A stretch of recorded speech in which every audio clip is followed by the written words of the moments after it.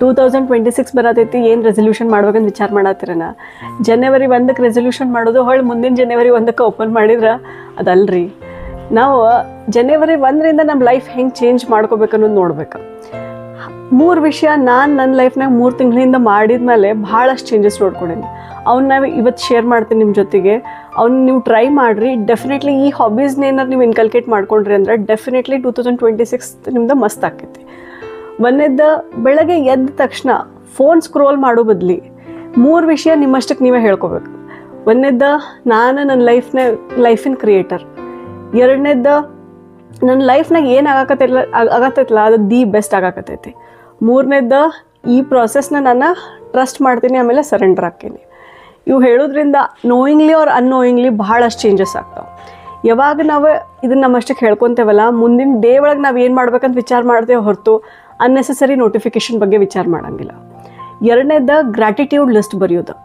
ದಿನಕ್ಕೆ 10 gratitude list ಬರೆದ್ವಿ ಅಂತಂದ್ರೆ ನಾವು ನಮ್ಮ ಲೈಫ್ನಾಗ ಏನೂ ಇಲ್ಲ ಅಂದ್ಕೊಳ್ಳೋದನ್ನು ಭಾಳಷ್ಟು ಐತಿ ಅನ್ನೋ ಫೀಲಿಂಗಿಗೆ ಬರ್ತೇವೆ. ನಾ ಡೇ 1 ಬರೆದಾಗ ನಂಗೆ ಅನ್ನಿಸ್ತು ನನ್ನ ಲೈಫ್ನಾಗ ಏನೂ ಚಲೋದಿಲ್ಲ ಅನ್ನೋ ಹಂಗಾಗಿತ್ತು. ಬಟ್ ಒಂದು 10-15 ದಿವಸ ನಾ ಯಾವಾಗ ರೆಗ್ಯುಲರಾಗಿ ಬರೆಯೋಕೆ ಸ್ಟಾರ್ಟ್ ಮಾಡಿದೆಲ್ಲ, ಅದಾದಮೇಲೆ ನಂಗೆ ಅನ್ನಿಸ್ತು ನನ್ನ ಲೈಫ್ನಾಗ ಎಷ್ಟು ನಾ ಗ್ರ್ಯಾಟಿಟ್ಯೂಡ್ಸ್ ಬರೆದ್ರೂ ಕಡಿಮೆ ಆಗಂಗಿಲ್ಲ ಅಂಥೇಳಿ. ಇನ್ನೊಬ್ರಾಗ ನಾವು ಚಲೋ ನೋಡೋಕೆ ಸ್ಟಾರ್ಟ್ ಮಾಡ್ತೇವೆ. ಎಕ್ಸಾಂಪಲಿಗೆ, I am grateful to God, I am grateful to my parents, I am grateful to my husband or spouse, I am grateful to my kids. ಹಿಂಗೆ 10 ಯಾವುದರೇ ಇರ್ಬೋದು, ಸಣ್ಣ ವಿಷಯದಾಗೂ ನೀವು ಬರಿಬೋದು.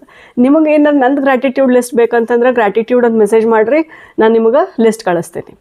ಮೂರನೇದ್ದು ಭಾಳ ಇಂಪಾರ್ಟೆಂಟ್, ರಾತ್ರಿ ಮಲ್ಕೊಳ್ಳೋಕ್ಕಿಂತ ಮುಂಚೆ ನಾ ಇವತ್ತಿನ ದಿವಸದಾಗ ಏನು ಚಲೋದು ಮಾಡಿದೆ, ಒಂದು ವಿಷಯ ನಾ ಏನು ಚಲೋದು ಮಾಡೀನಿ ಅಂಥೇಳಿ ನಾನು ನೆನಪು ಮಾಡ್ಕೋಬೇಕು.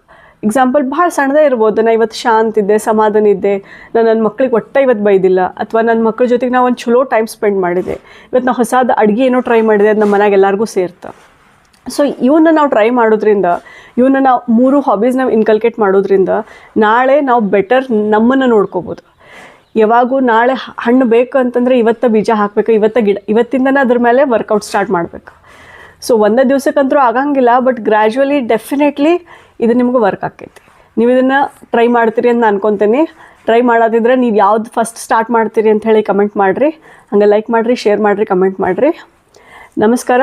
ನಾನು ನಿಮ್ಮ ಮಗಳು ರೇಷ್ಮಾ ಶಿವಳ್ಳಿ. ಜೊತೆಗೆ ಕಲಿಯೋನು, ಜೊತೆಗೆ ಬೆಳೆಯೋನು.